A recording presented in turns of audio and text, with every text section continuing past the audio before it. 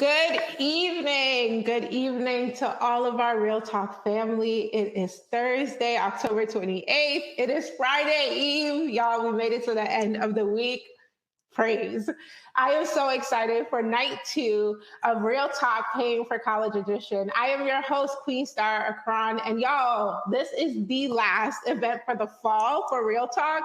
And when I tell you, my heart is so full of love and appreciation for all the folks that have joined us today and all the folks that have been here throughout this fall and even our OGs from last year. We appreciate you all so much. We love our Real Talk family. And it's kind of sad, I won't lie, that this is our last event for the fall, but I am so excited for all the information you're going to learn today. I promise you guys, we have a stacked house. You're gonna walk away with so much knowledge, so many new information, and I cannot wait for y'all to take your notepads and get started. If this is your first time at Real Talk, welcome. Real Talk is a virtual college exploration series that connects Black students, parents, and educators with college admission representatives across the country. So just by joining us tonight, you are officially part of the Real Talk family. Now, I already told you, today is day two. Yesterday, we had an incredible time. We talked all about FAFSA, how to talk to your family about paying for college. Y'all definitely missed out if you didn't come yesterday, but no worries. You can actually watch a recording of that event starting tonight, and then even watch a recording of today's event starting tomorrow. I told you guys, we are here for you. Real Talk, we do not disappoint because we want to make sure that you feel confident and you feel empowered in your college affordability journey. But of course, we always have to give praise to the folks who brought this event together. Shout out to the amazing team at College Board for thinking about Real Talk, for putting all their hard work to make sure that this fall series was so successful. So thank you so much to the leadership at the College Board, the Board of Trustees, and the executive leadership team. Thank you so much. And of course, to the amazing Black women that came together to create this. It's so humbling to see how important Real Talk has been for many families. And we're so excited to be with you today to really help you kind of get to that finish line and really get the information that you need. So super excited for the students, for the parents, for the educators that are on this call. Thank you so much. So we all remember how stressful college was, right? We knew how confusing it could be at times. And when we're talking about money, nothing stresses you out more than talking about money. And especially going through this pandemic, and there's a lot going on, we know that, we feel that. And that's why we created Real Talk, just so you can get those questions answered, all right? So we're so excited today because I know you guys are in for a treat. You're going to learn so much. Tonight, I already said, is day two, but don't forget, you can actually watch a recording of this, okay? You can watch a recording of this, and then if you missed last night, you can watch last night's as well. Make sure you get the information you need to get the bag, collect your coins, okay? So that you can go to your dream school and make sure that you can afford it. So on your screen, I wanna make sure I do a quick poll, just a temperature check, right? To hear from you guys of what makes sense to you and also think about what we can be helpful with as we're thinking about Real Talk for the next year. So right now you'll see a quick poll. It says, which form of financial aid are you most familiar with? Federal Work Study, loans, scholarship, or grants? So I'm gonna give you a few seconds to definitely get your answers in on that poll on the screen you'll see there. No matter what you're comfortable with, what you're familiar with, you're actually gonna walk away with a variety of financial aid resources and options for you and for options for you and your family to consider, all right? So today we're gonna talk a lot about that.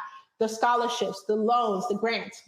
If you've even never heard of these words before, today you will walk away with that knowledge. So make sure you sit tight, you get ready, and really think about how you can maximize your college affordability journey, and also make sure that you do not go into debt, major debt for college, okay? As someone who's paid for student loans, trust me, you wanna make sure that you get the information that you need. We know that this year has been incredibly hard. So we wanna make sure that you walk away feeling empowered, all right? We want you to feeling excellent, that you got the information you needed so that college, when you're thinking about college affordability, that stress goes down, all right? You're in your Zen mode because you have all the information you need.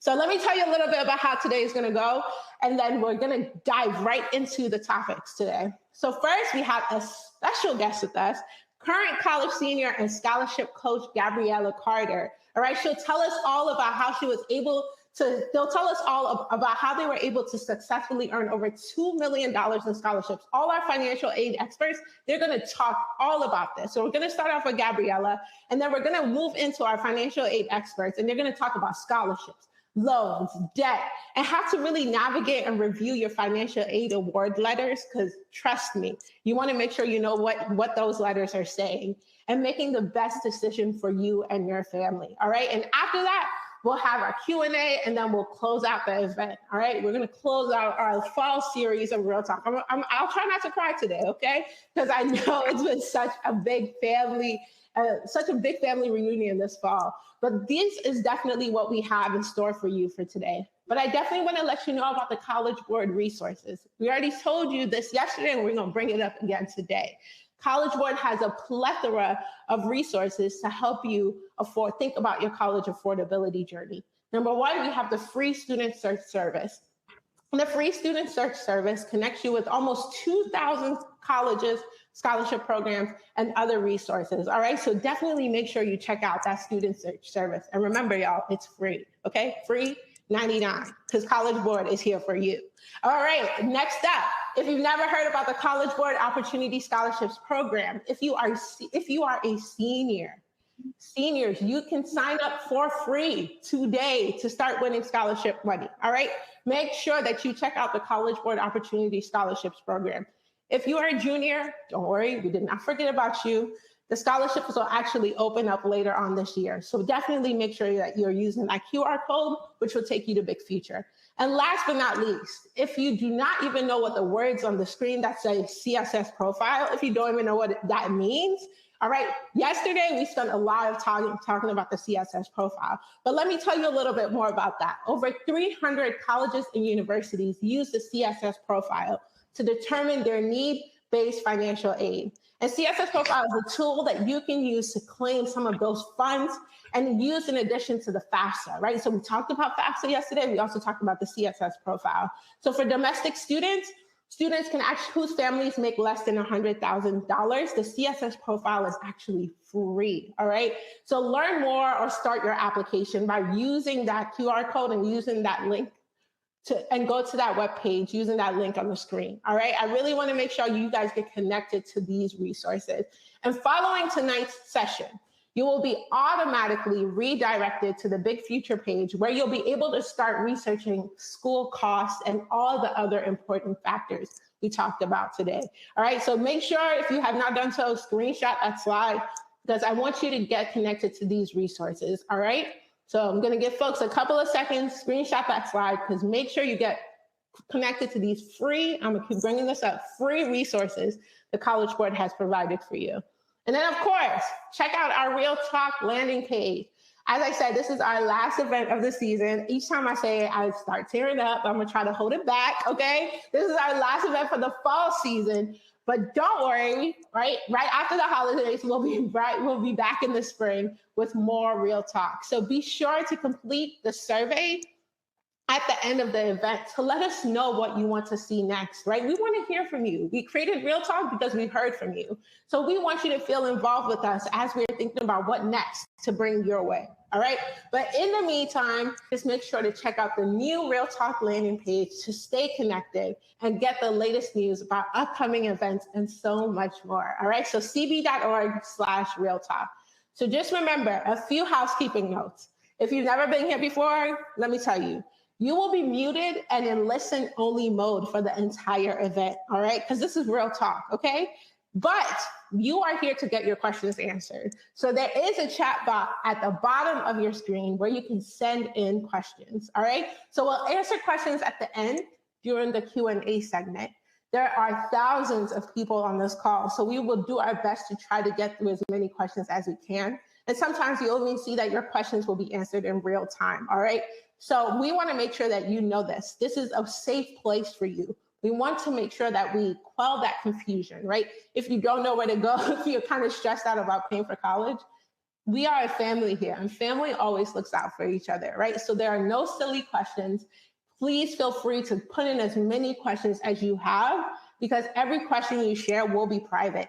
Only the panelists will see your questions, and they will be answered by financial aid experts when we have time for Q&A, okay? So we brought the best of the best for you today, all right? So you're gonna hear a lot from these financial aid experts, and please make sure, if you have not done so, get a notepad, maybe get your Google Doc ready, start typing, because I promise you, you're going to walk away with so much new knowledge today.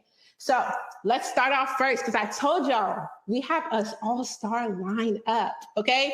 Get comfortable, because what we're gonna do first is bring up Gabriella Carter, who is a college senior and scholarship coach, and she's here to join us and talk to us, all right? She's about to pour into us about her experience about becoming a 7-figure scholarship winner. So let me tell you a little bit about Gabriella, okay? Black excellence in the flesh. Gabriella is a 20-year-old senior at Princeton University who specializes in scholarship, fellowship, and internship acquisition. She earned over $2 million in scholarships, including the highly selective Coca-Cola and Jackie Robinson scholarships. She is the founder and CEO of Growing with Gabby, a dynamic online community that shares scholarships and school tips to 280,000 scholars across the globe.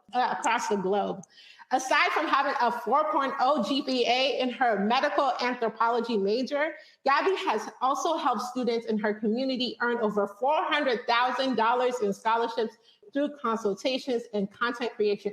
I mean, ma'am, Gabriella, like, what haven't you done at this point? All right, so Gabriella, are you there? Yes. Hello, everyone. Thank you so much for attending. I'm super excited to be here. I'm definitely a little bit sad because I'm a senior now. So I'm super excited to just bestow all of the knowledge and advice that I wish I would have heard onto everybody in this room. Well, girl, you do not even have to be sad. I want you to be happy because, ma'am, you have accomplished so much. And I'm sure that everything that you're about to bestow upon our students, they are going to love you for it. Okay, so thank you so much for even joining us in the first place, because I'm sure we're going to benefit from your experience. So first question I have for you. So we're going to talk about the college planning journey, but I really want you to walk folks through how you discovered and how you navigated your college planning process. Like, how was that process for you? And of course, I've also read your bio, but if there's anything more you need to add for them to know about the boss woman you are, please feel free to add that before you answer that question. Yes, definitely. The only thing I would add is that you guys should definitely check out my website, GabriellaCarter.com. I post a bunch of scholarships over there and a bunch of my YouTube content, which talks about how I figured out what to write in scholarship essays, my experience with different programs, and just basically paying it forward. Because when I was applying and am currently still applying to scholarships, this information isn't necessarily as widely known. And I definitely want to share that with as many people as possible, because who wants to graduate with a crazy amount of debt? Not me and not you. That's why you're here. Yes. So in terms of choosing schools and figuring out what I wanted to do, honestly, I felt really lost because I didn't know what I wanted to major in. I wasn't really sure what part of the country I wanted to be in. And I didn't really have a frame of reference for what it means to be a college student in America, because my parents didn't go to school in America. So a lot of my college application process was just shooting blindly, but aiming high. And that is something that I would highly encourage all of you guys to do. Like, if you're not getting rejected, you're not shooting high enough. Okay. I didn't get into every school I applied to. I didn't win every single scholarship that I applied for. Like, before I won the Coca-Cola scholarship, which is $20,000, I got rejected back to back to over 30 different scholarships. Like, I was borderline in tears every single night. But at the end of the day, the main thing that was important to me was just keeping my options open. I didn't want to be in a position where I felt like I didn't have as many options that I wanted to have. So I just cast my net far and wide, and I would definitely encourage you guys to do the same as well. That is cast your net far and wide, right? And you are repeating the same thing.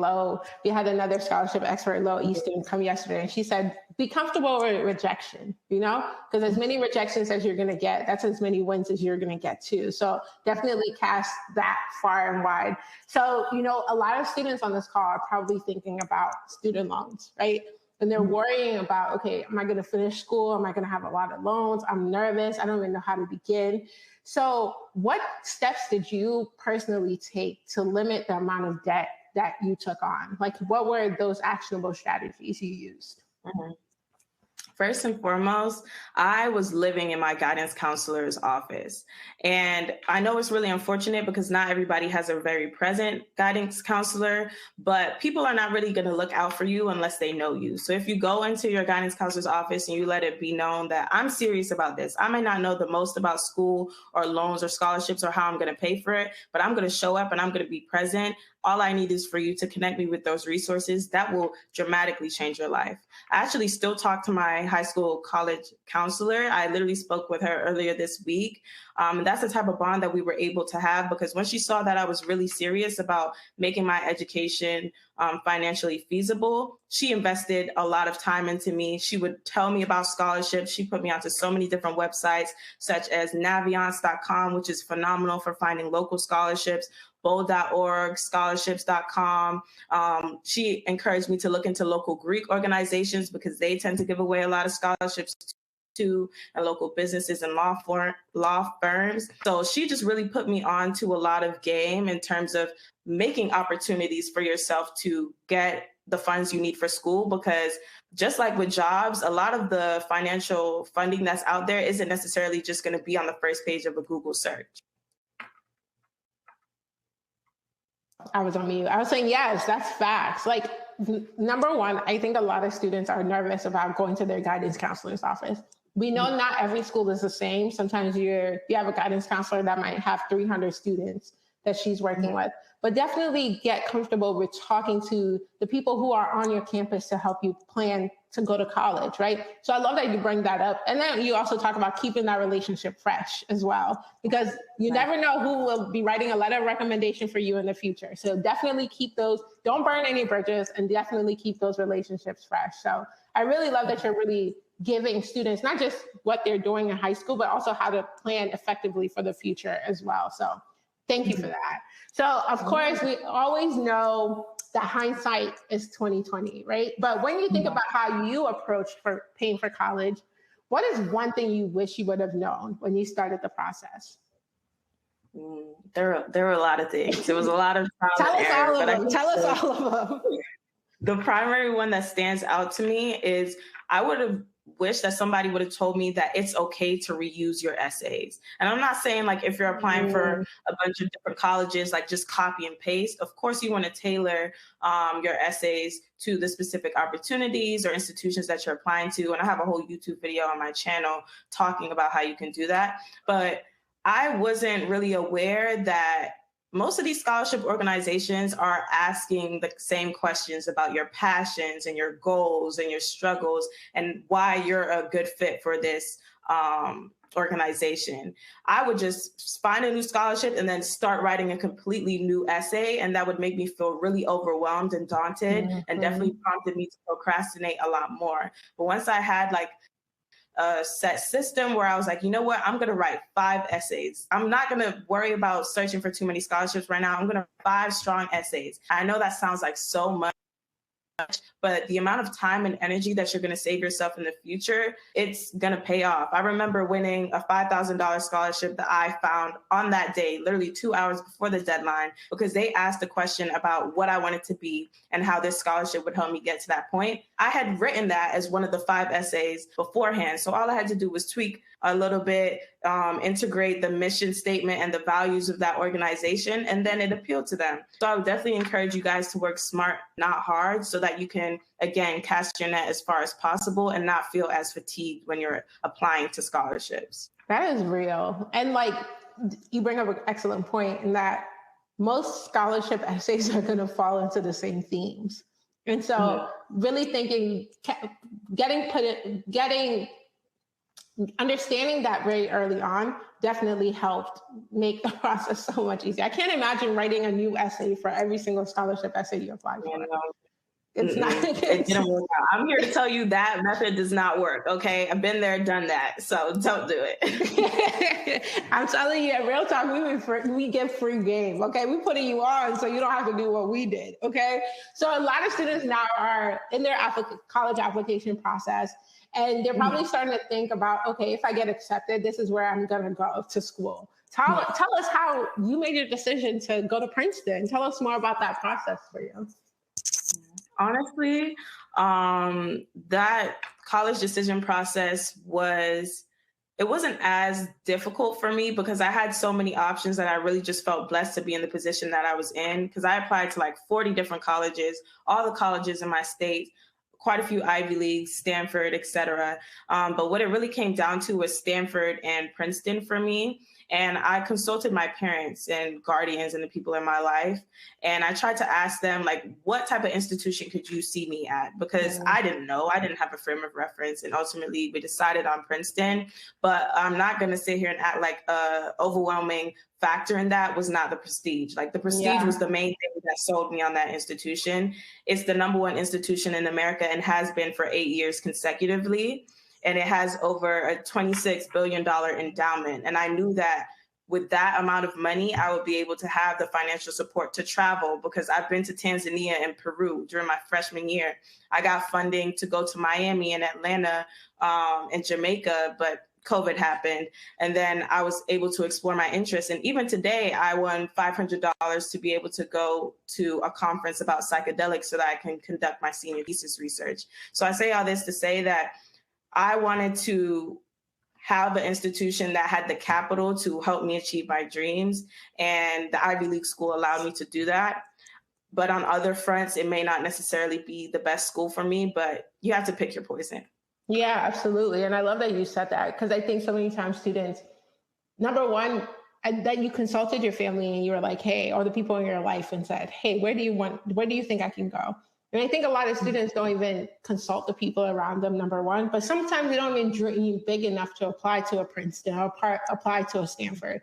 So knowing that, people that look like us are on these campuses and they are excelling, obviously, and doing a really amazing job on campus. So like, big ups to you for like letting people know that it is possible, and nothing really is impossible. Like, you are a living manifestation of anything can be possible. So I just want to run it back for a couple of things, something you said in the past, because we have a lot of students asking us about which scholarship websites you use. So can you run it again? I remember you saying something about bold.org. Yes. Bold.org is the platform that I have my scholarships on. I'm actually announcing the winner of my most recent scholarship, the Wise Words Scholarship, this Sunday on that platform. It's great, definitely reliable, and they have so many different dynamic types, some no essay scholarships, some essay scholarships. I would definitely recommend that people apply to a balance of both, but put more of your energy into essay scholarships, because no essay scholarships are more of like a sweepstakes, but with essay scholarships, you can show your personality and you can really compensate for other parts of your profile that may not necessarily be as stellar. On top of that, JLV Counseling is a great resource as well. JLVcounseling.com, scholarships.com. Naviance, and then talking to your guidance counselor, looking at local Greek organizations, as I said before, and law firms typically have a lot of scholarships as well. And then run it back again. What were some of the essay topics that you said came up a lot, just because kids are asking?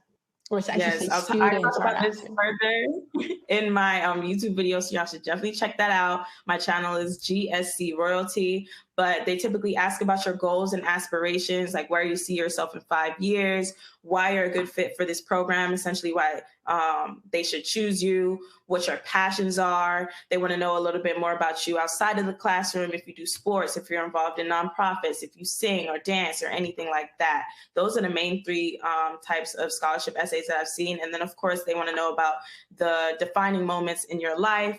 Not necessarily like dumping trauma, but I mean, hey, if you want to do that, you could do that, but you don't have to reduce yourself to your trauma. You could just talk about really pivotal moments in your life that have made you who you are today.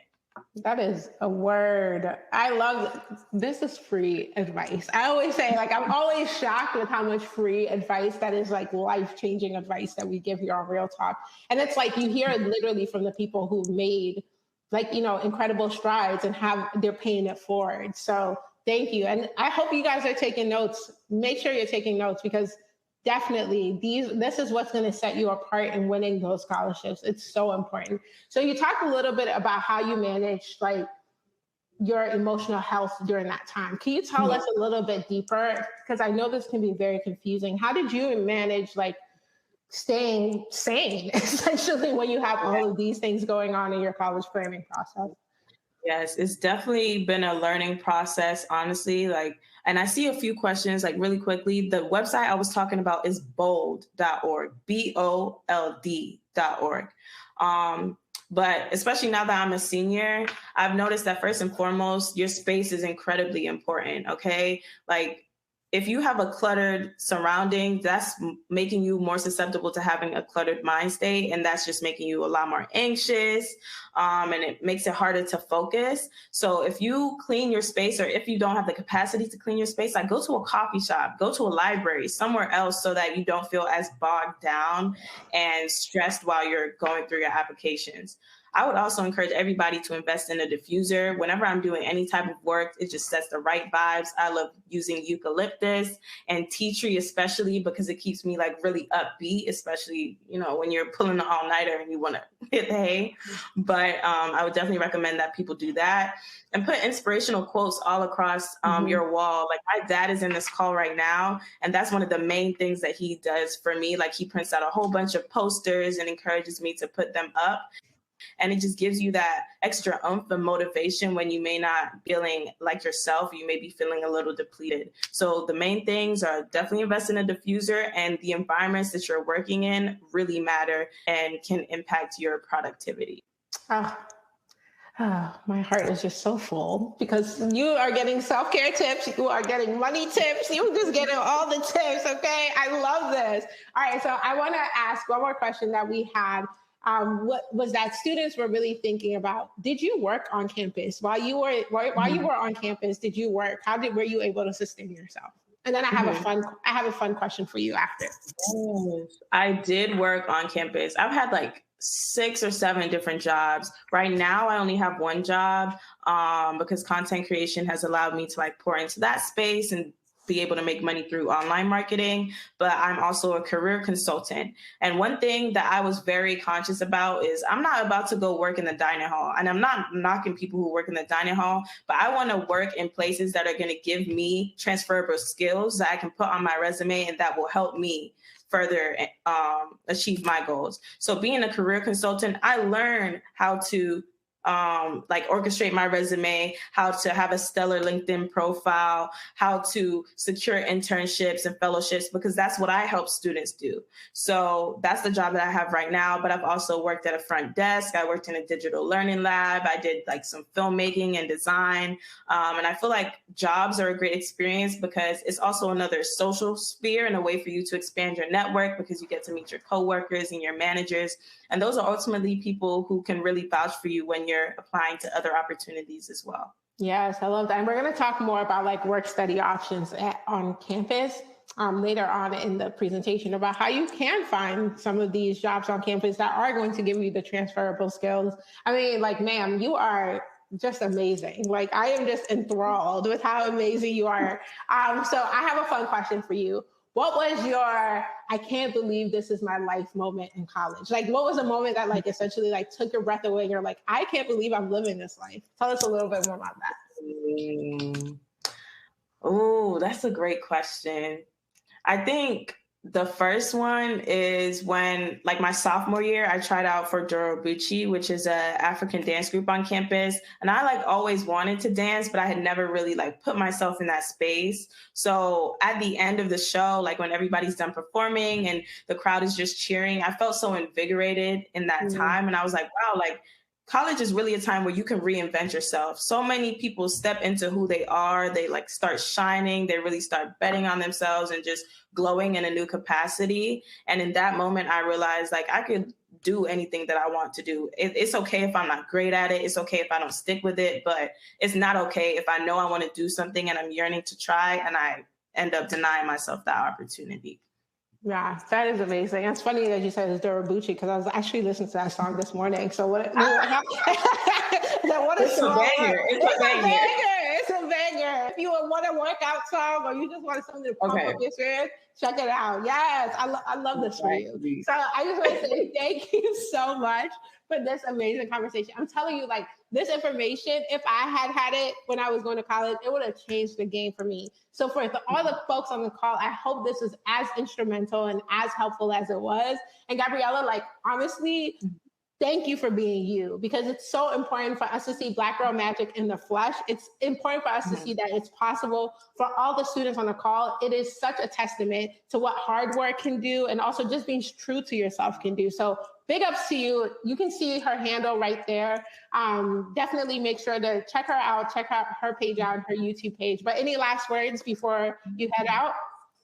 Well, thank you so much. I really appreciate you. And I just wanted to give some really quick things to consider when you're choosing your college. Look into the culture of the environment that you're going into. Think about what type of weather that you want to be immersing yourself in, because seasonal depression is a real thing. Look at the dorms that you're going to be living in. Like, what are the type of living conditions that this school will put you through?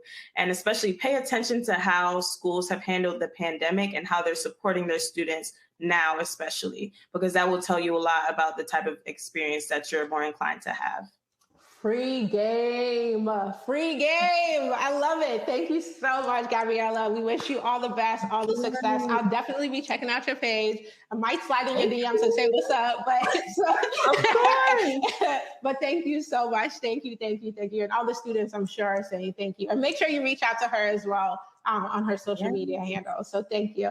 So now I want us to pivot, right? You heard from Gabriella. I mean, like, when I tell you real talk, you will get that information you need. This is why we created this platform. We're talking self-care. We're talking getting your coins. Like, what are you not going to get from Real Talk? Like, it is the best place on the internet. I'm telling you. But let's pivot over to the main component of what we're here today. We have some amazing financial aid experts. They're going to share what you need to know to achieve your college dreams. But don't forget, I told you guys, Real Talk, we're here to answer your questions. Remember to stay till the end for Q&A. If you have any questions related to any of the topics that the folks will discuss tonight, make sure you use the chat box and let us know. We're going to jump right in. We're going to talk about scholarships, right? We are so thrilled to have Jessica Johnson from the Scholarship Academy and Marlena Parker from Emory University here to share tips and tricks you can use to get as many scholarships as possible. All this free money coming your way. So Marlena and Jessica, are you there? Yes, we're here. How are you all? Yes, good evening. Yeah, so pivoting it over to you. Wonderful. Thank you so much. It's kind of hard to follow up behind Gabriella. She gave you all such great information. Jessica and I are going to kind of tag team this. We're going to talk to you about scholarships and how to win those scholarships, the various types of scholarships, as well as, terms that you probably have heard. We're going to reiterate some of those terms that you've heard from the previous night and that you'll hear throughout this whole entire process. I have a senior this year. She's planning to get as many scholarships. She's planning to apply for as many schools as possible. As parents, I'm freaking out as well. So don't feel bad. It's normal. So first slide, can we go to the first slide? So first, what is financial aid? I'm sure that word has been tossed around. Those two words have been tossed around, financial aid, and that is exactly what it is. It's aid to support you and your family to make sure that you have enough to afford college. As we all know, college is super expensive. The costs continue to rise, but it's an investment within yourself, and it's an investment that many institutions provide to you, as well as investments that you have to provide for yourself. So the different types of aid are kind of in two different buckets. We have gift aid, and your gift aid are your grants and your scholarships, and that's your free money, the free money that we love, the free money that will have no repayment. There's no repayment required, and that's your federal grants. That's your federal Pell Grant. You'll hear about Pell Grant Students qualify for Pell Grant based on information that they supply in their FAFSA. And then there's the grants that are also available at your institution. The institution I work for, Emory University, there are a number of students that are there pretty much on a free ride based upon information that was supplied in their FAFSA, qualified them for something called Emory University Grant. And that Emory University grant could cover as much as $50,000 of the $70,000 of the COA, or cost of attendance. So with that being said, a lot of those students won't have to repay that money. They're going to go to Emory. They're going to be able to walk away with little to no debt, similar to the student that mentioned before, Gabriella. And then there's also money that is available to you in scholarships. And that's probably what everyone is here to hear about. Where do I get those scholarships? So we'll talk about that a little bit later, but for the other pocket of money is going to be your self-help aid, and that's work study. I've seen a couple questions come across the chat that talked about work study, and work study is what it is. You're working while you're studying. And so you can get a part-time job opportunity, and getting that part-time job opportunity, you're able to work to earn the money that was awarded to you.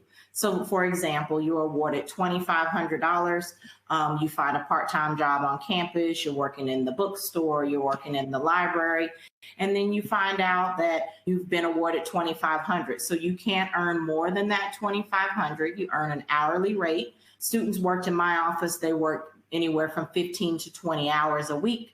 And then when they worked those 15 and 20 hours, that amount was deducted from that $2,500 allotment.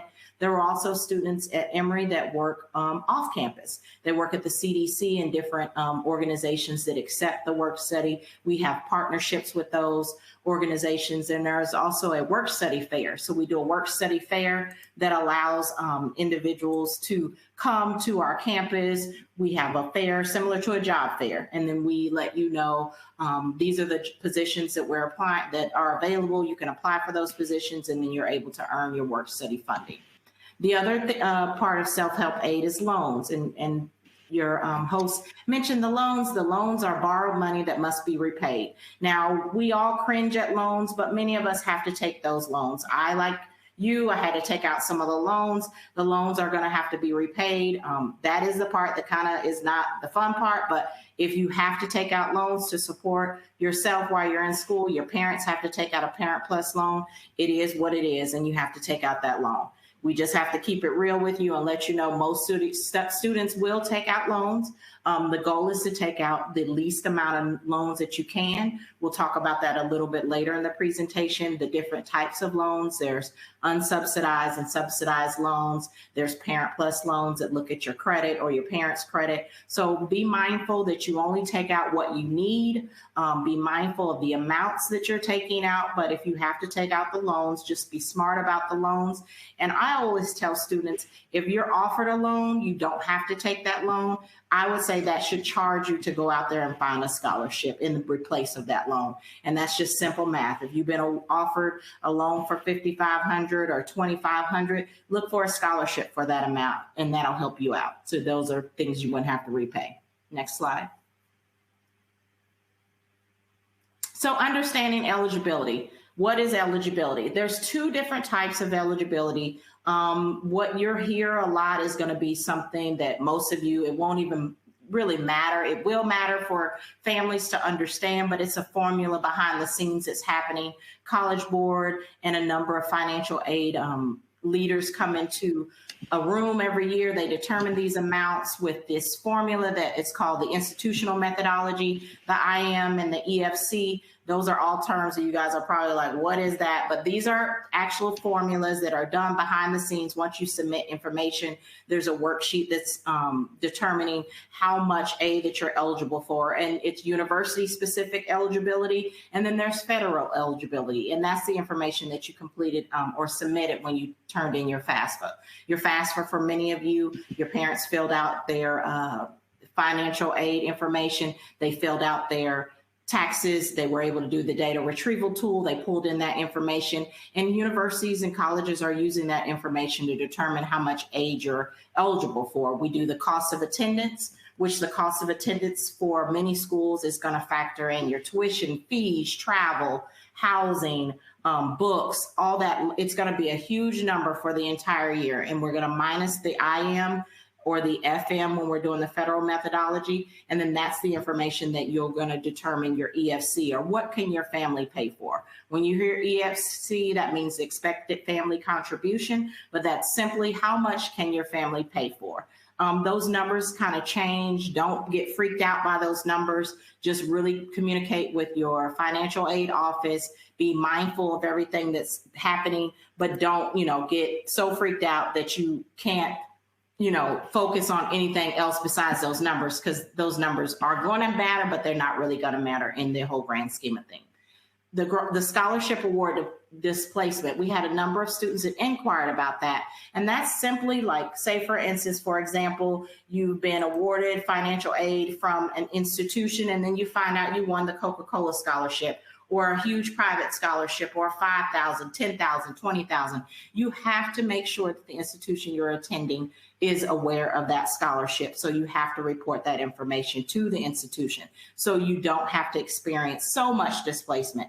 What the displacement simply means is they're going to factor in those scholarships, and the likelihood is they'll reduce a loan. They'll reduce the loans before they start reducing your self-help or your gift aid. And so with that being said, you'll get some of those numbers are changing. So just always remember to reach out to the institution that you're attending. Let the financial aid office know, hey, I received this scholarship from my church. I received this one. And then those checks will start rolling in, and then they'll be able to see that, and they'll make the adjustments as needed. So again, do not freak out when you start winning all these awards that you're going to be winning, thinking you can't receive it, because you will be able to. It's just you need to make sure that the school knows, follow their policy, and then they'll make their adjustments. Okay, next slide. Types of scholarships. There are several types of scholarships that universities offer, as well as those that you will find yourself. There's merit-based scholarships.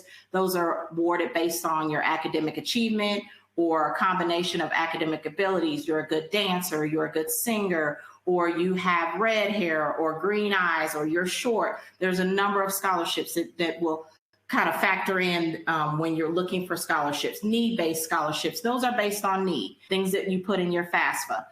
Any type of need-based scholarships, those will be offered to you automatically. Institutional-based scholarships, those are going to be offered by the specific institution that you're attending. And when you get those scholarships, they'll be listed in your award letter along with the other scholarships, as well as the outside and private scholarships that I mentioned briefly. And Jessica will go in greater detail. Those are scholarships you're finding on your own from Coca-Cola, different organizations. Next slide. Jessica? Yes. And so now we get into, I know you all logged in, you want to know, where is the money? Right. And so at the Scholarship Academy, one of the things that we really focus on for a lot of our students is teaching them how to fix your focus. Right. And so there's not one scholarship database that's going to have all of your answers for your full financial aid package. There's not one book or one resource. What it really is canvassing your community. So the Scholarship Academy has helped students get almost $55 million in private scholarships, because we're teaching you how to think in categories. And instead of kind of focusing on a search engine or a resource, I know you guys were excited about that information. It's focusing on the money lines that are connected to you, that are connected to your household, that are connected to our community. And so the first thing that we challenge our families to do is family resource mapping, thinking about parent affiliation. So that could be military, that could be who your parents do business with, looking at the sororities and fraternities that we mentioned earlier, but also community foundations. So a large number of community foundations offer scholarships for students in their respective area, and then making sure that you don't miss out on the deadlines for those state-based aid opportunities as well. And so if you pick and pull from a number of these resources, you'll start seeing chunks of your overall financial aid package kind of turn into free money. And that's the name of the game. You really want to make sure that you're leveraging the free money and cutting down the competition. So if you log into one of those big databases, thousands of students are going in and they're getting a lot of those same resources, but your local credit union might only get 10 applicants. And so you want to really be more strategic in how you're researching for scholarships. So you cut down the competition and you find the money that's already connected to you and your household. I'll move on and talk a little bit about the different types of private scholarships that you should be focusing on. So everybody wants to run for the nationally competitive scholarship dollars, right? And so I was fortunate enough to get over $200,000 in private scholarships. And I did get some big ones like the Discover Card and React Magazine, but most of my money came in some of these other categories, right? So everybody's not going to be a Gates baby or a Ron Brown baby or a Coca-Cola baby, but you might get a scholarship related to what we call an affiliate scholarship, something connected to an organization that you're involved in. That could be Big Brothers Big Sisters, that could be Boys and Girls Club, that could be YMCA. Those people know you, they've watched you grow up and build your leadership and civic engagement. And so the affiliate scholarships, to me, that's easy money. That's money that has your name on it because it's really connected to you. You can also get scholarships based off of your major. So you've got the local chapters of the Society of Women Engineers for students, for young women that want to go into engineering. And so I would look at local and state-based professional associations that might want to give you some private scholarship money, and then do that deeper dive into the community organization. So of course, there's going to be scholarships that are going to be based off of the churches in your area and other things that are looking for students in your particular community to make yourself stand out. And then you got the specialty scholarships. We're seeing a lot of scholarships in the STEM space. Definitely saw more scholarships that are looking for students who were like social justice minded over the last 2 years for sure. And then the last bucket is university specific scholarship resources. So don't just think about the money that's going to come directly from the university. Who else connected to your top universities campuses would be willing to give you aid? So that could be the local alumni association, or if you're not looking in the HBCU, the Black Alumni Association or Hispanic Alumni Association. And so you want to make sure that you don't miss out on any of the money, the private money that's going to be connected to your school, to organizations, to what you want to study. And then you can take a shot at some of those bigger national dollars that are getting thousands and thousands of applicants because you with some of those smaller funds. Go to the next one. So really quick, I'll wrap up and just say your best bet to really be competitive in the private scholarship space is to flip the process. If you think about who you are, what's great about you, what you've done that would make somebody invest $5,000, $10,000, $50,000 in you. That's your personal brand, right? So what is it that you're bringing to the table? And instead of spending so much time heavy searching and applying for hundreds of scholarships, take a moment and say, who am I and what types of organizations would be looking for me? Who would want to make an investment in me to make sure that I'm successful on my college and career path? Start small. It's okay to get a $500 book scholarship. You will appreciate that once you get on the campus, right? And you can add those scholarships to your resume as awards so that you build your credibility for some of the bigger bucks. And then the last thing that I want to share, at the Scholarship Academy, we're always emphasizing timing is everything. So if you are a senior and you haven't really taken a deep dive into the scholarship process, October through January or the end of January are really heavy national scholarship deadline months. So get on it. Let's get 5 applications done by January so that you can be in the money game. February through April are really heavy local scholarship deadline months. That's when you're going to see your churches, your sororities, your credit unions, all of those organizations. You'll see those scholarship deadlines popping up. And so you want to pace yourself and make sure that you're winning the money that you need to chip away at that total cost of education. But if you're not a senior, it's never too early. There's scholarships out there for second graders. So don't wait until you become a senior. Take this information seriously.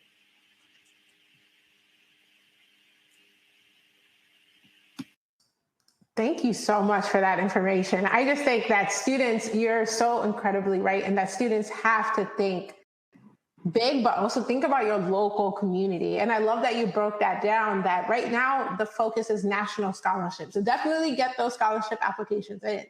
But for the second half of the year, make sure you're looking in your local community. That is so important. So thank you both so much for that information. I always am so impressed with how much information and valuable information our financial aid experts give. And I'm seeing these questions come in. So thank you guys for being so amazing with the information. So thank you, Jessica, and thank you, Marlena. Thank you so much. And so up next, we're going to actually pivot to Craig Slaughter from Kenyon College, who's going to talk to us all about student loans and debt. Okay, so Mr. Slaughter, are you there? I am here. Yes, thank you. Of Good course, putting evening. it over to you. Good evening, everyone. So I'm here to spend a few minutes providing some information about student loans and debt. Many of you, I'm sure, have heard a lot about the student loan crisis and how much loan debt students have accumulated in the past. Issues like loan forgiveness and free college dominate a lot of the political conversation. A lot of students and many families are just nervous, naturally nervous about taking out loans in general, right? But I think one of the things that's important to remember is that taking out loans, which can be paid back over time, can be a good investment to make in yourself. That's because college will pay for itself over time through increased earnings on top of all the other life satisfaction benefits that you get just out of going to college. So even though many may think of loan as a four-letter word, taking that investment and spreading out your repayments over time into the future can be a reasonable way to help pay for college. So let's just simply define what a student loan is. Essentially, it's any loan is a debt, right? It's any money that you borrow that needs to be repaid is considered a loan. When we're talking about student loans in specific, however, it's money that you borrow either from the government or from a private lender to help pay for college costs. And those costs are things like tuition and books, but also things like living expenses, meals, transportation, et cetera, anything related to going to college. Let's go to the next slide. There are essentially three types of student loans. There are federal loans, institutional loans, and then private loans. Federal loans are funded by the federal government. They charge relatively low interest rates and have flexible repayment terms. As an aid administrator, I always advise my students and families to consider federal loans first. For students who complete the FAFSA, you're eligible to borrow, you're eligible to receive a federal direct student loan up to a specific loan limit. And I'll talk a little bit more about loan limits in a few minutes. Subsidized loans are interest-free while you're in school, and then they accrue interest after you leave school. Unsubsidized loans accrue interest even while you're in school. But both of the interest rates on these loans are relatively low. They're currently at 3.73% for undergraduates. You can go to studentaid.gov to see other interest rates that are out there for different kinds of loans. But if you're an undergraduate and you're thinking about student loans, 3.73 is a current interest rate. Federal Plus loans are a loan that parents can take out to help support their enrolled dependent students. These loans require a simple credit check, and they do carry a little bit higher interest rate. That's currently at 6.28%. Institutional loans are loan funds that are offered by a college or a university. Not all colleges have them, but if your college that you're thinking about does have it, it can be a helpful source when federal loans are not enough to help fund your education. So maybe even some institutional loans may even provide more favorable terms than the federal loans. So it's always worth exploring this option, I think, if it's available at the school you plan to attend. Then there's private loans. So private loans are offered by banks or other kinds of financial institutions, and they require a credit check and typically less favorable repayment terms. Interest rates will also vary based on your credit history, on the applicant's credit history, and students who don't have enough credit history will probably need a cosigner. So I usually recommend that students and families use private loans as a last resort, but they can be a good option, a necessary option to help you get the education that you need. Next slide. So how much money can you borrow? And more importantly, how much should you borrow? Right? For federal loans, there are limits. So you just can't borrow whatever you need, whatever you want. But you can go to studentaid.gov to see the limits that are specific to your degree, to your year in school, and relative to the cost of the education. In general, first-year undergraduate dependent students can borrow up to $5,500 through the federal direct student loan program. If you're a first-year student that's independent and your parents can't borrow through the Plus Loan program, you would be eligible for another $4,000, so up to $9,500 total. Outside of federal student loans, however, your family can explore the Plus Loan program or institutional and private loans. So in general, you can borrow, emphasis on can, borrow up to the cost of attendance minus other financial aid. The previous presenters talked about what cost of attendance. Schools determine what that is. Cost of attendance usually includes things like tuition and fees, books and supplies, living and transportation expenses. So depending on the cost of your school, you could end up borrowing a lot if you wanted to borrow all the way up to the cost of attendance. So I always say, when you're a student, live like you're a student, right? So don't spend lavishly. Don't just borrow what you need, just not what you want, but what you need in that moment, right? As a rough estimate, consumerfinance.gov recommends that you try not to accumulate more total student debt than you expect to earn as a starting annual salary when you leave school. So depending on what degree program you're looking at, what your major is, and what you're interested in starting, you can sort of look out and see what an annual salary might be. And you should probably try not to borrow more in total debt than that first annual salary. And remember, you're going to be repaying loans back over time after you graduate, but you need to be smart about managing your repayment. And so I encourage you to review the article on thebalance.com to review some things to consider about budgeting, about your future income, and about repayment. Because you never want to go into bad credit history by not paying back on your student loans. There are many, many ways to manage repayment through deferments, through forbearance, other kinds of options. So always stay on top of your repayment, and it can be very, very manageable. Next slide. So as I started out saying, loans are a kind of debt. It's money that's owed by one party to another party. Debt comes in many different forms. It could be credit cards, medical bills, a variety of different kinds of loans, including home loans, also known as a mortgage. Next slide. I know that there's a lot of controversy about this, and I will say that no debt is almost always better than any other kind of debt, but there really, really is a difference between good debt versus bad debt. In general, good debt comes at an affordable interest rate and can help you advance your goal. So think about a home loan that's a good debt. You purchase a home, you use money to borrow and build equity, and you have a place to live in the meantime. So that's a way that would be considered good debt. And usually homes increase in value, so you're actually also paying on something that's going to appreciate. Another type of good debt might be a car loan. Now, cars do not typically increase in value. So, I bought a car and it's not worth as much as what I bought it for, right? But you can help you achieve other goals, like getting to a job, getting to where you need to go. So that's a kind of good debt. Student loans are another type of good debt because you're investing in yourself. You're building skills and increasing your future earnings potential. A business loan might be a good debt, right? So you take out a loan to help invest in a business that's going to appreciate in value and help generate income. So there are these things called good debt, that you're investing in something that's going to help you.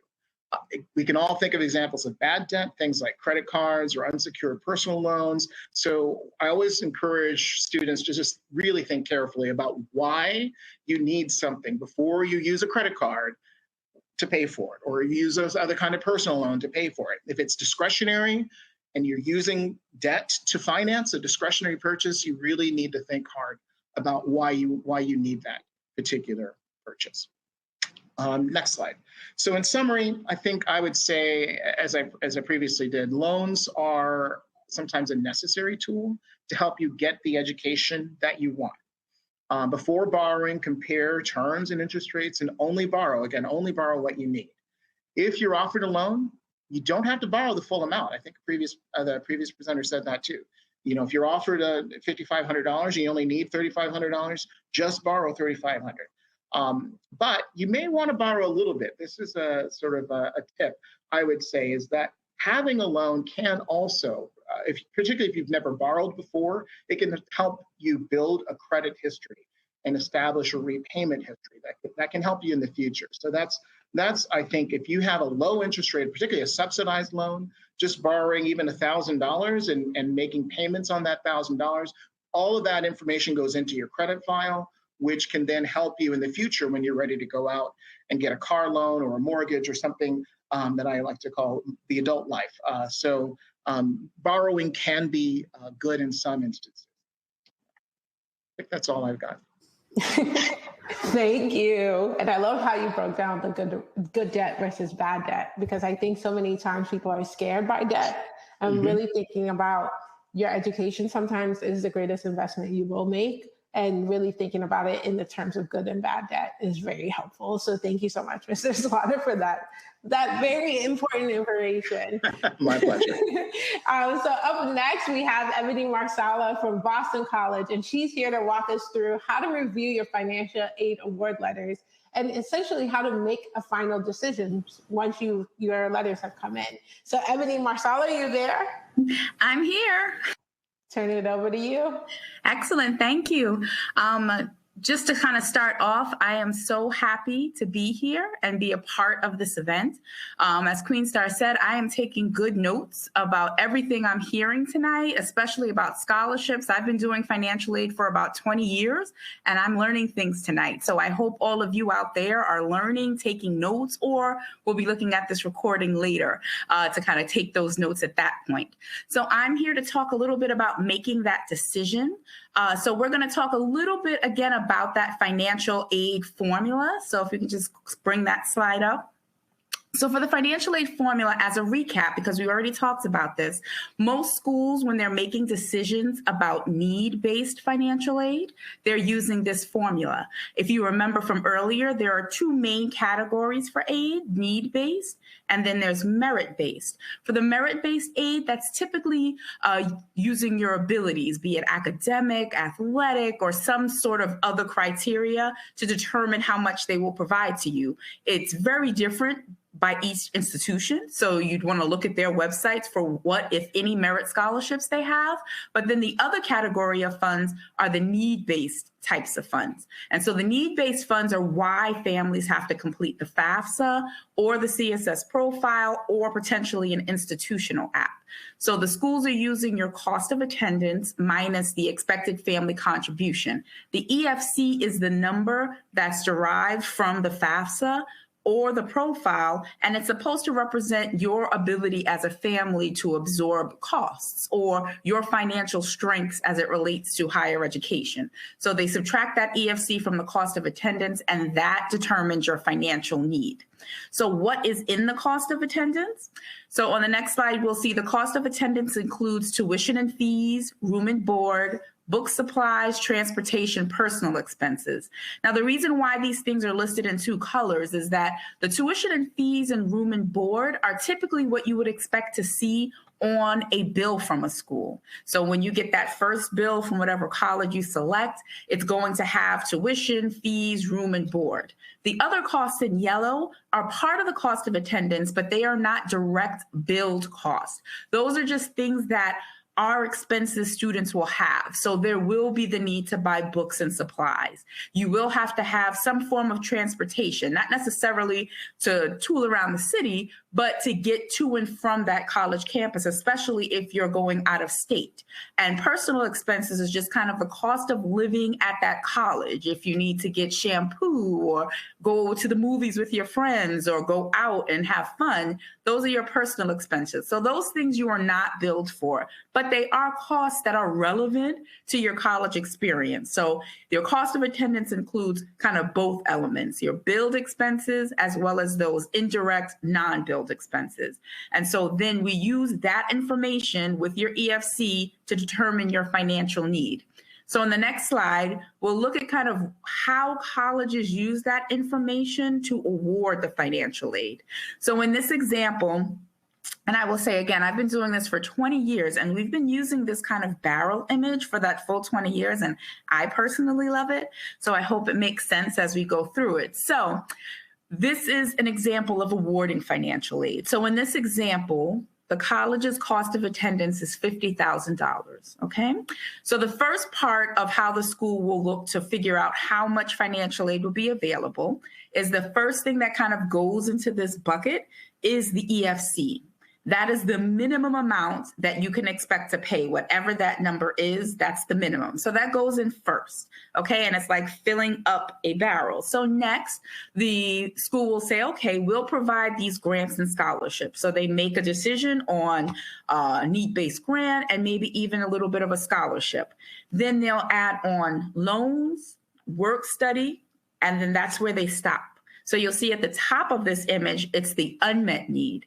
What unmet need is the amount of money that was not met by the institution. And so that's really the important thing to kind of understand about financial aid. I think a lot of families think, great, I fill out this form and every school I apply to is going to fill that bucket up to the brim with their money and the federal government's money. But unfortunately, that's not how things work. Every institution has kind of already determined ability to meet the needs of students. And so for some, they are only able to provide only so much. And then there's this kind of area that's unmet. And then there are other institutions that say they will meet full need. They will meet all your needs. But again, that term need is relative because as we learned earlier, for those schools, they may also require the CSS profile. And so they're meeting your need based on that CSS profile, which may be a different EFC than what was on your FAFSA form. So it's just important that there's going to be a lot of variability in your awards. And so it's just very important to know that going into the process, because often people just think, great, I have my EFC and I'll just have to pay that difference. But it doesn't always work out that way. So in the next slide, we'll look at 3 different examples. In these 3 examples, all 3 colleges have the same cost of attendance. And we are using the same EFC of $5,000. So using our formula of cost of attendance minus EFC, there's a need of $45,000. So we'll look at College A. College A is providing a lot of grant and scholarships, some loans, work study for a total of $45,000. So this school is meeting the full need. But if you look down at the potential out-of-pocket costs, the costs are not just the EFC of $5,000, but it's actually $7,000. Why is that? Because work study is not taken off of the bill.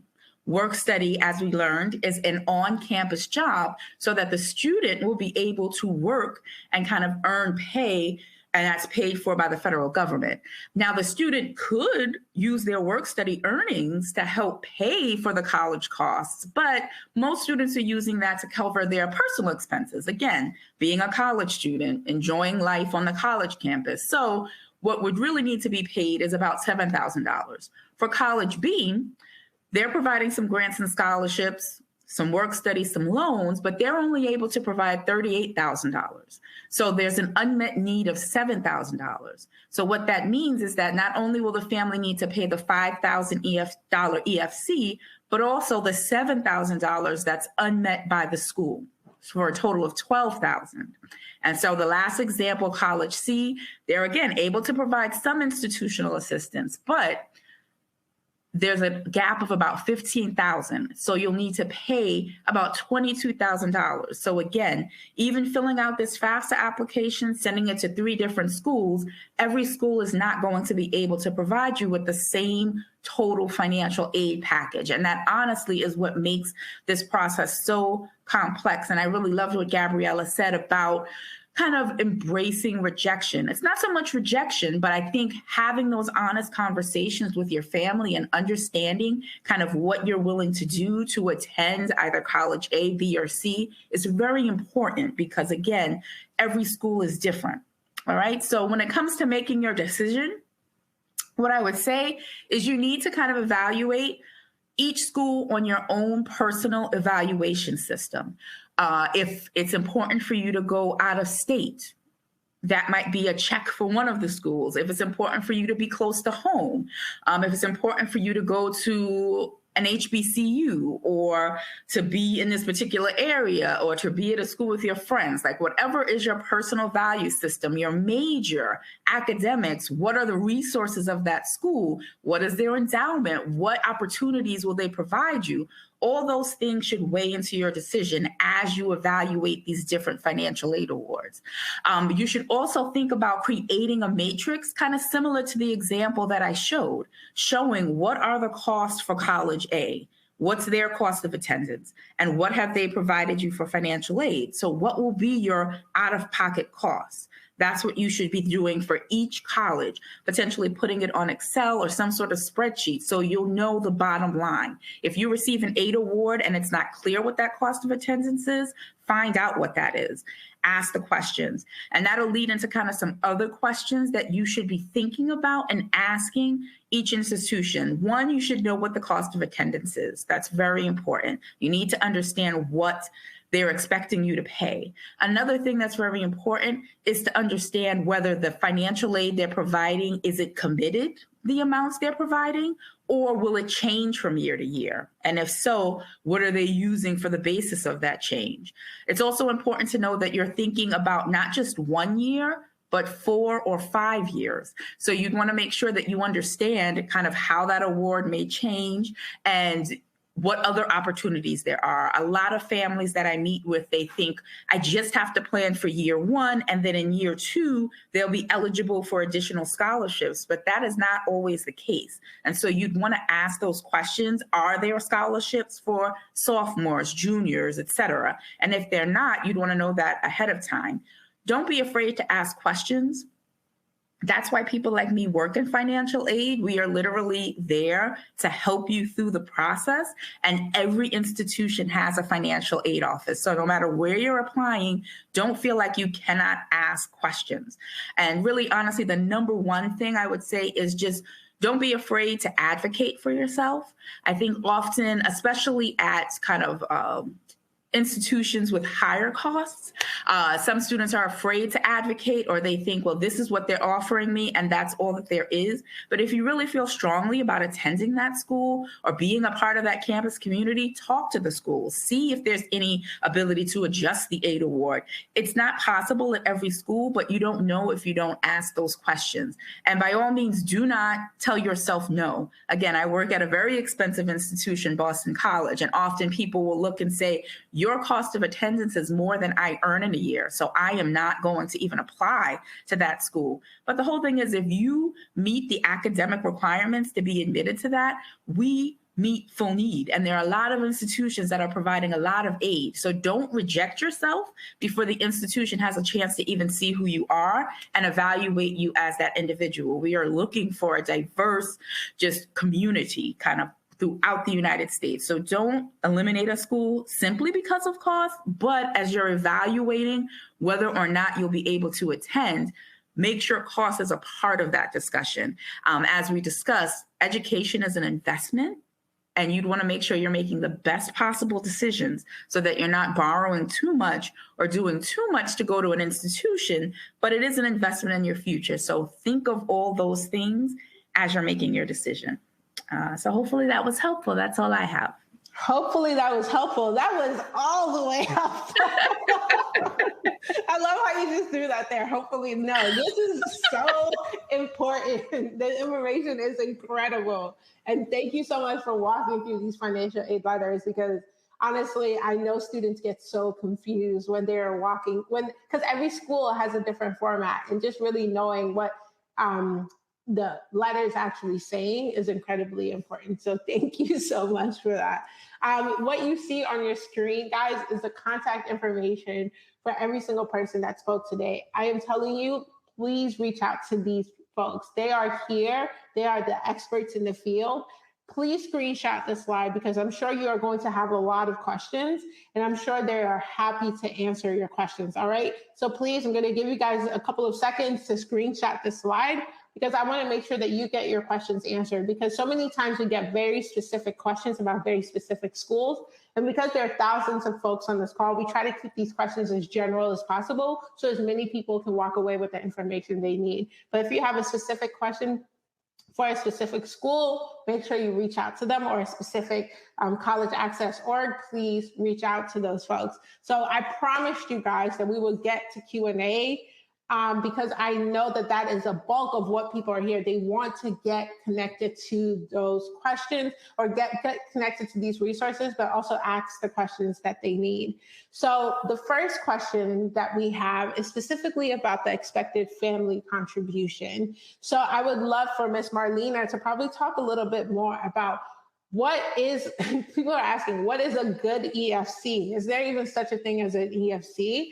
And when will the school let you know what the EFC is for their school?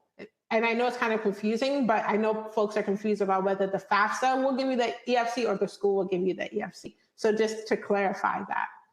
Absolutely. And Craig, please feel free to jump in and help me explain this. But the EFC is going to be provided to families once they complete their FAFSA. On the last page, once you submit, it's going to have a small box at the very top, and it's going to say the EFC number. The EFC number is normally, it starts with a 0, and then it'll be followed by some other numbers. So for example, it'll say 05306, and that's going to be an EFC or expected family contribution of around $5,306. Now, the EFC is not going to be provided to you by the institutions. The institutions receive this on that student aid report that gets generated after you complete the FAFSA, and it's going to be sent out to all the institutions that you are applying to. That's why on the FAFSA, you list those numbers of schools. The EFC, there is no good or bad EFC. I would say, and Craig, please feel free to step in. Ebony, please feel free to step in. I don't think that there is a good or bad one. There is a threshold, though, that many institutions look at, and it's a formula that we do in packaging that determines which students receive the total amount of aid that they receive, but there is no good or bad one. So I would say complete your FAFSA, put in all the information, use the data retrieval tool, and make sure that that information is reported to the schools that you want to attend. And then they will come back to you with the information that was received on the student aid report and let you know what financial aid you qualified for. And I would just add that, yeah, there is no bad EFC, but it's important to know what two things. It's important to know what your EFC is.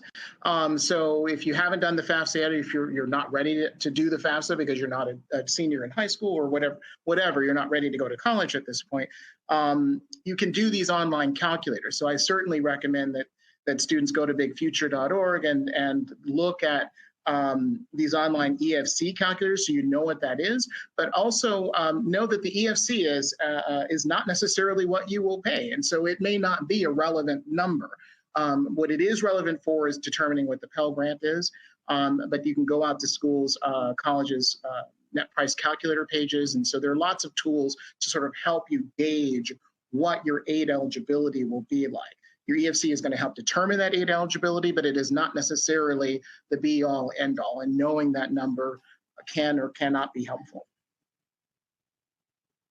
Thank you. And while you're here, Mr. Slaughter, there is a question about subsidized and unsubsidized loans. Number one, can you tell us the difference? And then also, can you tell us the factors that determine how you qualify for each one? Great question. Sure. So yeah, it's the subsidized loans are the loans that the government pays the interest for while you're in school. So essentially, it's interest-free while you're enrolled or in an eligible deferment period. And so those are always the better of the two loans. Your school determines whether or not you're eligible for subsidized or unsubsidized. And it's really based on the factors that go into determining need-based eligibility. In the last segment, we talked about cost of attendance. We talked about expected family contribution in need-based aid. And so what a school is going to do is they're going to look at their cost of attendance. They're going to subtract the EFC. They're going to subtract all other aid, need-based aid that's part of a student's package. And if there's room left over, a student could qualify for subsidized student loans. But it is going to be up to the school to determine whether or not a student actually qualifies for that subsidized loan at their campus. Great. Thank you so much for that clarification.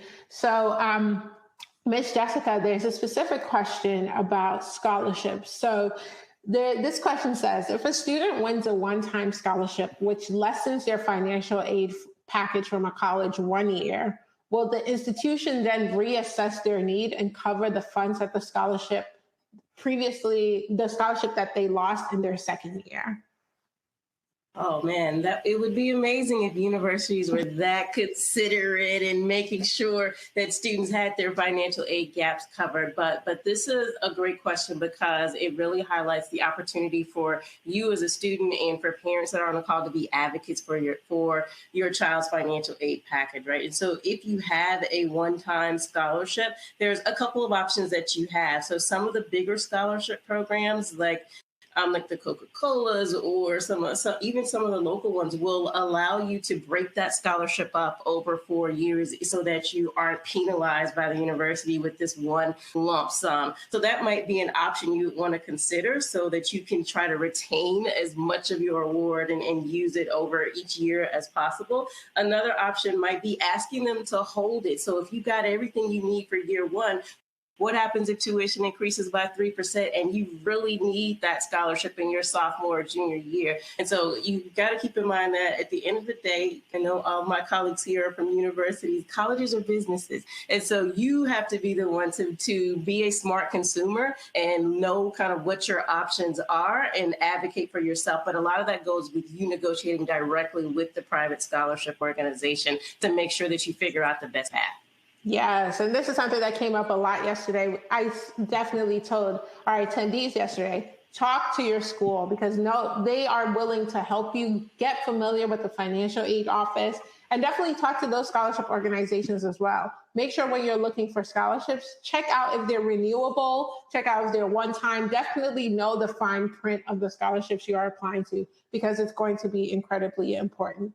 Definitely, please, closed mouth don't get fed. I'm going to say this on every single Real Talk. If you do not speak, people do not know your situation. So please make sure that you are communicating with your financial aid office.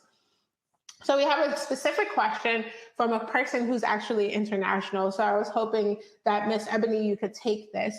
And this one says, hello, we are watching from Haiti. Hey, Haiti, shout out to Haiti. My daughter is in 11th grade and she will be ready for college in 2 years. She's a U.S. citizen, but the parent is not. Is the student eligible for financial aid? And if so, knowing that, will she be considered out of state for the schools that she's applying to? As far as applying for financial aid, yes, as long as the student is a U.S. citizen or permanent resident, she should be eligible for federal financial aid as well as most likely institutional. For parents that are non-citizens, there are instructions that indicate kind of how they should put their information on the FAFSA, especially if they don't have a social security number. It's usually just indicating zeros for the number. And then there's spaces to kind of put the best equivalent for income in comparison to kind of the federal tax system. So the best you can kind of indicate the income. It does ask a question about whether or not you filed foreign returns. I don't know if Haiti has a tax system. And if not, it does have a place to indicate that you are a non-filer. As far as out-of-state consideration for colleges, I would, again, unless they have some sort of residency set up in that state, which most likely is not going to happen because you're living abroad, I would say that you're most likely to be considered out of state for any type of, I guess, state-based institution. For private institutions, they don't often kind of classify students as in-state or out of state. So it does vary by institutions, but for any type of public college or university, they are looking at kind of residents of that state. So it kind of differs. And I don't know if anyone else has additional input they want to kind of add to that, but that's how it would work for the in-state, out of state element. Absolutely. And I'm not hearing any voices come up, so I'm going to move on to the next question because I think you did a fabulous job, Ebony. So the next question I have for you is for Mr. Greg Slaughter. So there's a question about FAFSA, specifically knowing that folks are in a pandemic and maybe income has drastically decreased from 1 year to the next. How do people who are filling out the FAFSA keep this in mind? How do they report that decrease in the FAFSA, whether it's a retirement, whether it's a parent losing a job? How does that work for the FAFSA? Sure, that's a great question. And so it's always important to remember that the FAFSA application, as well as the CSS profile, uses what we in the business coin as prior year information. So that is, we're going to be looking at your tax income information from the year before the year that you're starting college. So if you're starting college in the fall of 22, we're going to be looking at your 2020 tax return information. And you have to file the applications using your base year income data. So you have to file the applications using your 2020 tax return information. On the CSS profile, there's an area where you can sort of write if there's been a special circumstance. No such area exists on the FAFSA. Really, in all cases, you want to reach out to the schools to which you're applying. Go reach out to the financial aid office. They may have a special form or a special process to help clarify what that change might be. At my institution, we would ask for, when your 21 return is complete, go ahead and submit that in to us, write a letter, just explain what the circumstances are. But absolutely, if there has been a change, that is sort of goal number one, is we want to be able to have your financial aid reflect your current circumstances, not what happened in the past. So be sure to communicate frequently and often with your aid offices. Facts. Thank you. Thank you so much for that. So we have a question for you, Ms. Jessica, where a student is asking, I am currently deciding what major I want to study in college, but I'm applying to scholarships within different, like for example, they're interested in engineering and business, but they're not sure which one they're going to do in college. Is it a scam if you're applying to scholarships that you're not sure if you're going to be ended up studying in college? So you got to read the fine print, right? Okay. And so if you are saying, kind of agreeing to take a scholarship based off of a particular major and you decide to change that major, if it was a renewable scholarship, you're 99% going to lose that particular scholarship source. So what most scholarship communities know is you're like 17, 18, 19. You may change your mind, right? And so as long as you are applying for scholarships, and you have the evidence, the track record in one or both of those areas, you can still be competitive. And if you get into the program and realize it's not a great fit, it's great to change. But just keep in mind that you might also have to find other sources of money in your new field. Great answer. Yes, y'all read the fine print, because you do not want to think that you have $20,000 for 4 years and then that actually goes away because you're not doing what the scholarship said that you should do. So please make sure you read the fine print. I'm seeing a lot of questions, a very general question about FAFSA that I'm going to address now. The FAFSA opens October 1st every single year for seniors. So if you are a senior, a high school senior, if you are a sophomore or freshman, hold your horses. You do not have to apply for the FAFSA just yet. It's your senior year of college, as you are applying to colleges, that you will start applying for the FAFSA. And that opens October 1st every single year. Was I right, financial aid experts? Did I say anything wrong? Or those are facts? Okay, I'm seeing a thumbs up, so it sounds like facts. Okay, great. So the next question we have, I want to make sure that we have, we are getting these questions in. So we're having a lot of FAFSA questions. Just a reminder, we spent a lot of time addressing a lot of FAFSA insider tips on yesterday's webinar. So of course, we're going to address the FAFSA questions here, but we also spent a lot of time yesterday diving deeper into FAFSA. So using that same link you used to sign up today, you can actually watch a recording of yesterday's event where we did a really big deep dive into FAFSA. So please make sure that you are keeping that in mind as well. And so first, we have a question specifically about FAFSA and about parents. When parents are thinking about debt, if a parent is paying off their own student loans and now are applying for FAFSA for their students, what are some things to keep in mind? So I'm going to give this to Mr. Slaughter. You seem to be our FAFSA expert today, but if there is anyone else who wants to jump in, if anyone else wants to jump in, that is absolutely fine. But I think one of the things that you might think about is that the FAFSA does not ask any questions about debt. So debt is not part of any of the FAFSA calculations. There's most kinds of debts, aid administrators are not able to take into consideration, but there are some. And so I think similar to where there's a change in income, you would want to reach out to the financial aid administrator to say, hey, I've got this going on in my life. I'm paying back these student loans, and to write a letter or reach out to talk to those aid offices to see if there's any kind of adjustments that can be made for the circumstance that you have. But in general, debt is not factored into the need calculation. Are there other thoughts about that? The only thing that I wanted to add is kind of similar to your advice about loans and thinking about kind of the investment as a family. If you know that you're paying off your own loans, and let's say that payment is $400 a month, and you have a child that's going to college and you want to take that Parent Plus loan, and the amount you need for college number one will be a $400 payment for that. So that's $800. If you can't do that as a family, that should also be part of that decision making, that if you're going to secure additional debt to allow your child to pursue this kind of educational opportunity, you need to kind of balance that with what you're able to do, because you don't want to get yourself in a situation where the payments for your own loans plus any parent loans is beyond your kind of income levels or means. So it's all part of the evaluation and making that decision that you want to do what's best for the whole family.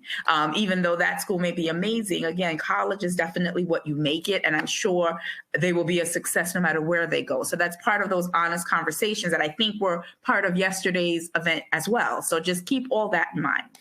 That is really good answer. So we have a question about appealing your financial aid letter. So Ms. Ebony, can you talk a little bit about if a student feels as though they did not get enough and they want to appeal for more, what are some things to keep in mind?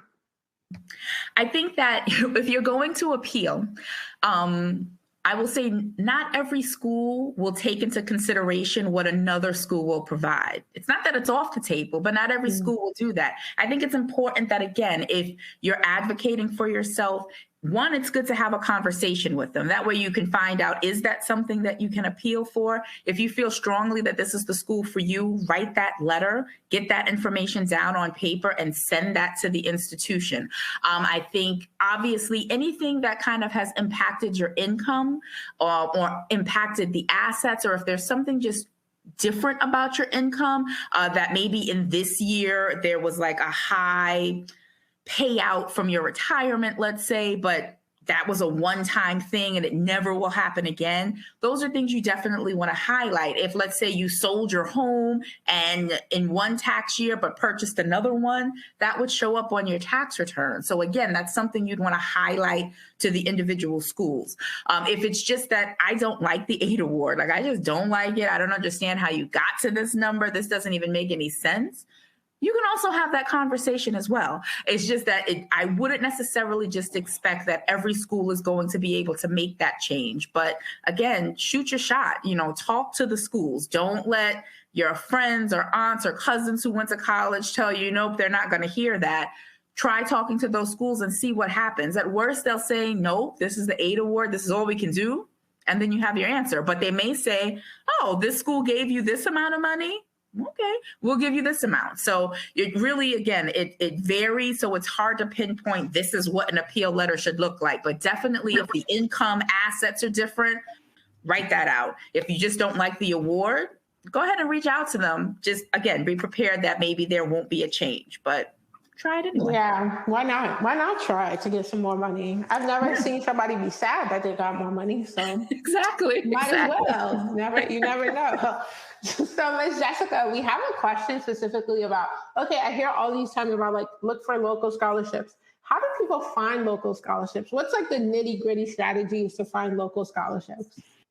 All right, so I'm going to tell you what you don't really want to hear. It's going to take time. So I started my junior year in high school spending 3 to 5 hours every week, really being intentional about the scholarship search process, right? And so a lot of the local scholarships that are going to be easier for you to access are not going to be on those big kind of search engine functions where you can pull from. And so you're going to have to really start thinking about, okay, the community foundation, what's the list? Tapping into if you haven't visited your counselor, the scholarships that are getting sent to them to recommend students, making sure you take advantage of those resources. And then thinking too, sometimes we help our students cheat a little bit. You go to the award ceremonies for the seniors and jot down all the scholarships that they're winning during the award ceremony. So it really is a little bit of kind of a compilation of a bunch of different sources and organizations that you're familiar with in your community to get to that final list. Sometimes chambers of commerce will have some information. Sometimes community foundations are a good place. But whenever I go into a city, I cheat and I look at the website, the guidance counselor newsletters for all of the high schools in that area, just to see what they've compiled of local resources to give myself a good start.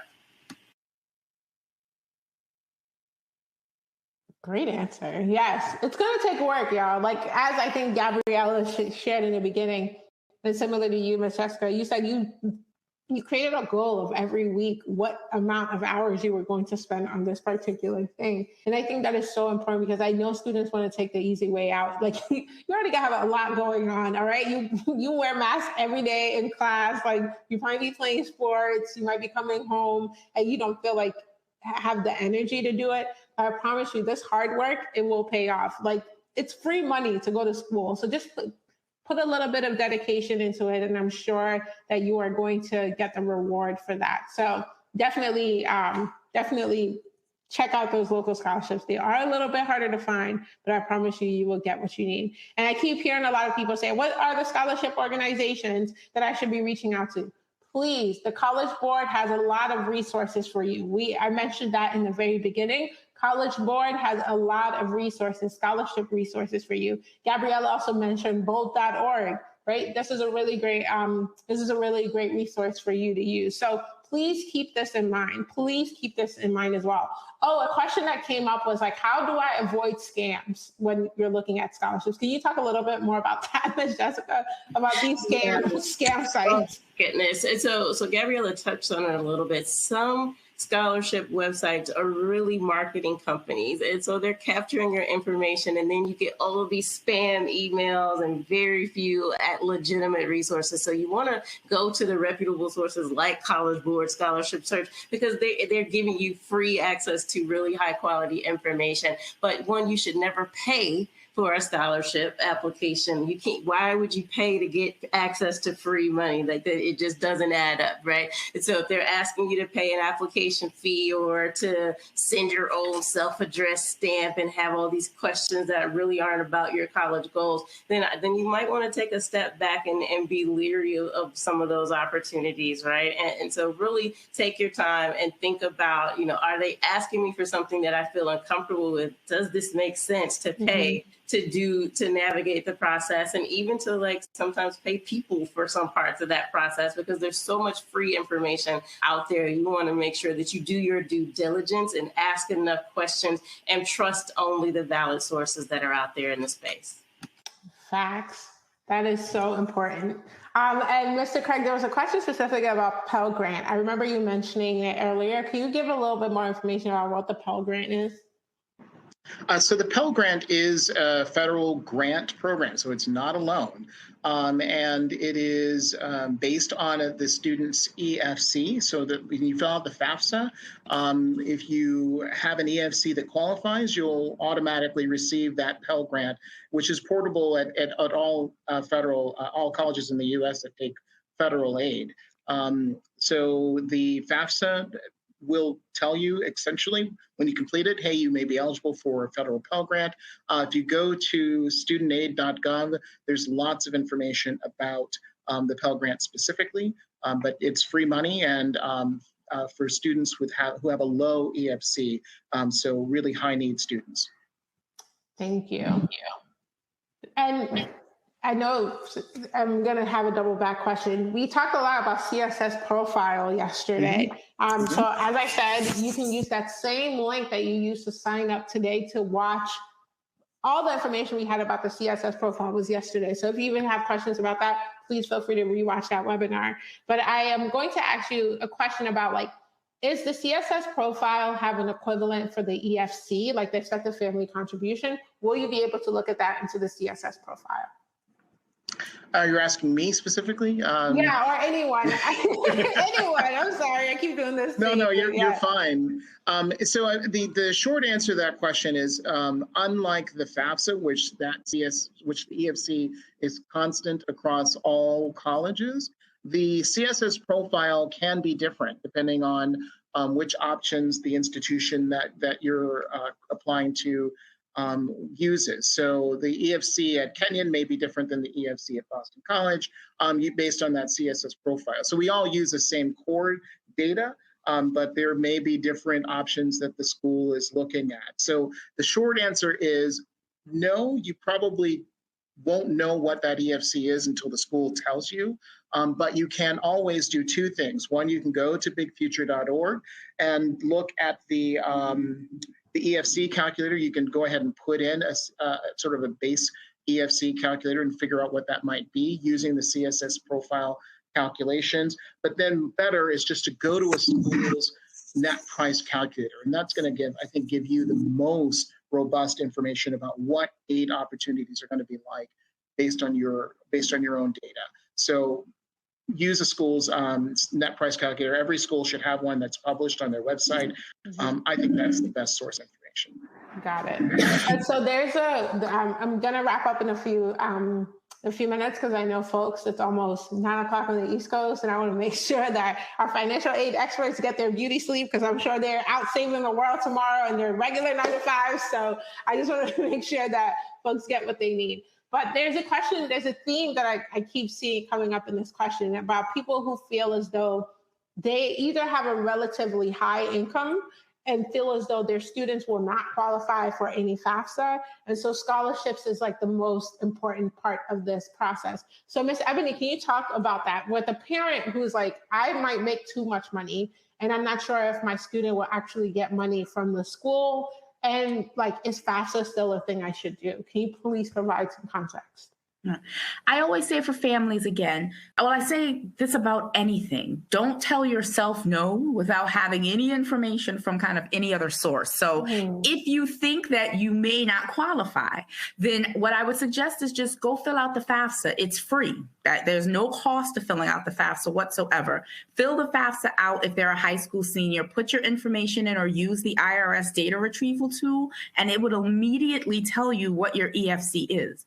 And again, as we discussed all throughout the presentation, your EFC, it may be a number bigger than zero. It could be $40,000, but at a school that costs 80 minus 40 is a $40,000 amount of need. And so that's how much you may be eligible to receive from that institution. So don't just assume because you earn $100,000 or even $200,000 that you won't qualify, because it's more than just income that you need to put on those forms. You have to indicate the number in college, assets, the number of people in your household. There's all sorts of things that go into it. So it's very hard. I saw a lot of questions. Well, if I earn $50,000, do I not get?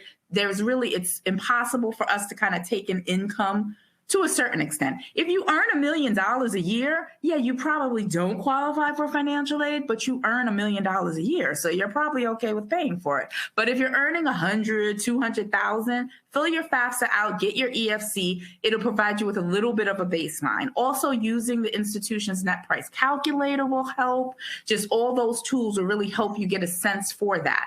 As far as scholarships go, again, we've talked a lot about ways to get free money, and the deadlines for those scholarships are coming up. So by all means, do all the research, all the applications for kind of funds based off of, where you live, merit, the clubs you're a part of, that you're short, tall, whatever. Just fill out all those applications to try to secure as much free money as you can outside of the institution. But I always try to kind of warn families against just assuming that they'll receive a scholarship at the institution that they're applying to, because, I've worked at prior institutions. We're getting 60,000 applications a year and admitting 30,000 kids.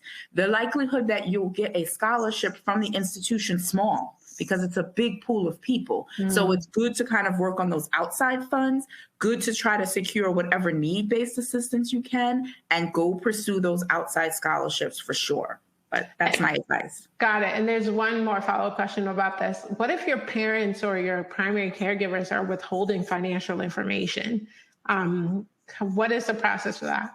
Yeah, that's a really tough situation. The only thing that I would say is please assure them that by filling out FAFSA or profile, they're not obligated to pay. Like it's basically just determining your eligibility, but it does not mean that FAFSA or profile or the institution is going to be knocking on your parents' door demanding they pay whatever their EFC is.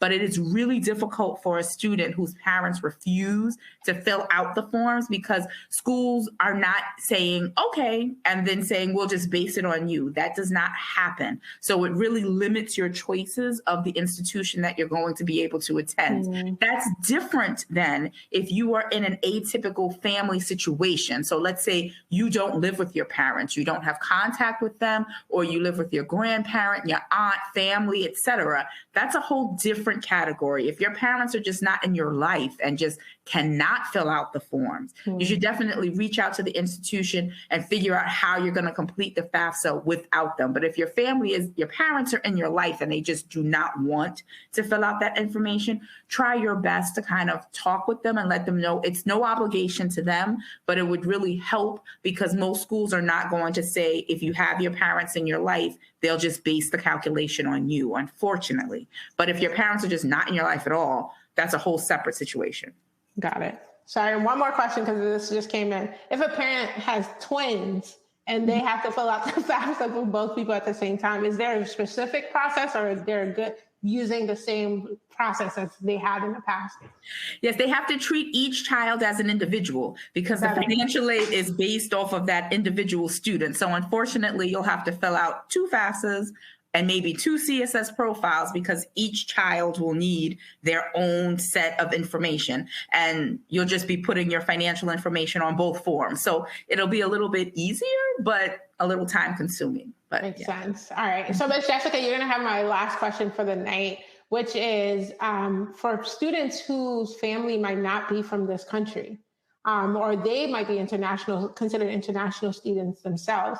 What is the scholarship process? Is that a little bit more difficult for them? Talk us through those tips and tricks for international, undocumented, or special circumstances students. Absolutely. And so there are a number of organizations that are just focused on students who are international or undocumented. And a lot of times there's local organizations that will support students in those categories, and then some national entities, right, that you want to make sure that you look into. So for instance, in the Atlanta metro area, there's one program called the Golden Door Scholars opportunity for students that are undocumented in this area, because we know you might not be eligible for federal aid and you might not be eligible for state-based aid, depending on what the requirements are in your place of residency. One place that we encourage our students to actually look is like the embassies, your country's embassies, and getting them to point you in the right direction for resources to help support your education. I think that's a great place to start. But I know like the New America Fund has just a list of resources, private organizations that understand the need that international students are facing as they're navigating, because there are going to be a lot of private scholarships that are going to have a U.S. citizenship requirement. So you're going to have to dig a little bit deeper to find access to some of the dollars that are privately funded that would still be interested in supporting your financial. That is so important. Thank you. Thank you so much for that. So as I promised you guys, Real Talk, we have this information for you because we know sometimes just having these questions answered in real time is so important. And so we hope that tonight you got the information that you needed to be successful and to be empowered, right? The whole goal of Real Talk is for you to feel empowered as you're going through your college planning process, but also thinking about the college affordability process, right? We want to be here for you. And we hope that these 2 nights have been impactful for you. We had such a great time doing this and setting up these conversations. And we just want to say a special thank you to our financial aid experts.